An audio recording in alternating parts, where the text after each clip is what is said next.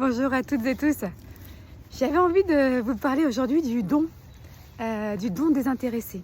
Voilà, ça porte un terme, c'est le Raja Yoga en fait, c'est vraiment le service désintéressé aux autres. Et j'écoutais une émission il y a quelques mois là-dessus et ça m'a beaucoup interrogée en fait parce que est-ce qu'on, en tout cas moi, je me suis demandé si je donnais vraiment de manière désintéressée ou bien est-ce que j'étais en attente de quelque chose quand je donnais à quelqu'un. Voilà. Et c'est très intéressant cette question du donner parce qu'elle pose aussi la question du recevoir. Ça veut dire que en général, quand je ne sais pas donner ou que je suis en attente de quelque chose, je ne sais pas recevoir non plus. Ça, c'est vraiment la conséquence de ça. Et en regardant bien, en fait, je me suis aperçue que non, souvent, quand je donnais, il y avait une attente de quelque chose, de reconnaissance de l'autre, de la part de l'autre, parce que si je donnais et que j'avais pas quelque part, je réceptionnais pas un merci, un sourire, une reconnaissance, eh bien, j'étais frustrée. Donc, je ne donnais pas de manière désintéressée du tout, en fait. Je donnais pour avoir une espèce de reconnaissance, pour combler un besoin, alors hyper inconscient, quand on en est là, de reconnaissance et d'amour de l'autre. Voilà, et puis de moi aussi, parce que donner, en général, souvent, ce que ça fait, c'est que ça nous aide à nous sentir bien aussi, parce qu'on se dit, on donne et on est une bonne personne. Alors, ça remet pas ça en question. Mais l'idée derrière, c'est vraiment d'aller voir les fondements de ça et puis vraiment le moteur. Voilà, pourquoi je donne? Est-ce qu'au fond, je donne pour moi ou est-ce que je donne vraiment pour l'autre sans attendre en retour? Voilà, donc ça, c'était vraiment la question que je me suis posée. Et puis, ça m'a ramené, en fait, dans mes prises de conscience, ça m'a ramené au fait que dans ma famille, je crois que, historiquement parlant, il y a une espèce de position de domination. Si je donne, si je suis capable de donner à l'autre, c'est que quelque part, je suis supérieure à lui. Vous voyez, tout ça, c'est très subtil, mais en fait, c'est vrai. Et que moi, j'étais un peu dans cette position-là, bien souvent aussi.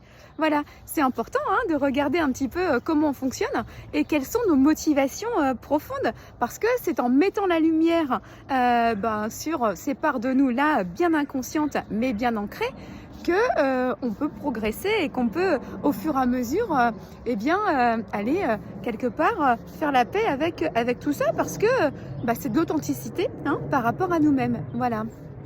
Et alors, et je finirai là-dessus, j'ai vu des maîtres en la matière, parce que comme j'étais en pleine réflexion sur ces questions, j'ai observé, ce qui a attiré mon attention, c'était dans des quartiers, dans le métro en fait, bien souvent dans des quartiers populaires, quoi, La Chapelle, Porte de Saint-Ouen, ces quartiers-là. J'ai vu plusieurs fois des hommes, principalement, qui arrivaient à un escalier, il y avait souvent des personnes un peu âgées ou avec un caddie, avec une valise. Et puis même moi, ça m'est arrivé une fois en rentrant de vacances il y a 2 ans, je crois, avec une grosse valise toute seule là. Où il y a un homme qui arrive, hop, il prend la valise ou le caddie des mains, il regarde même pas, il demande rien, et en bas de l'escalier, il la repose et il s'en va.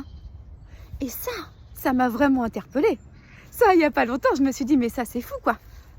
Mais ça, c'est du don désintéressé. Le mec, il a même pas cherché à rentrer en contact avec moi ou avec les gens. Non, il a donné. C'était juste normal pour lui. Et ça, je me suis dit, voilà, cette question d'observer les autres et de regarder nos maîtres, en fait, on apprend de tout le monde. Et ça, c'est beau, quoi. Ça, j'ai trouvé ça magnifique.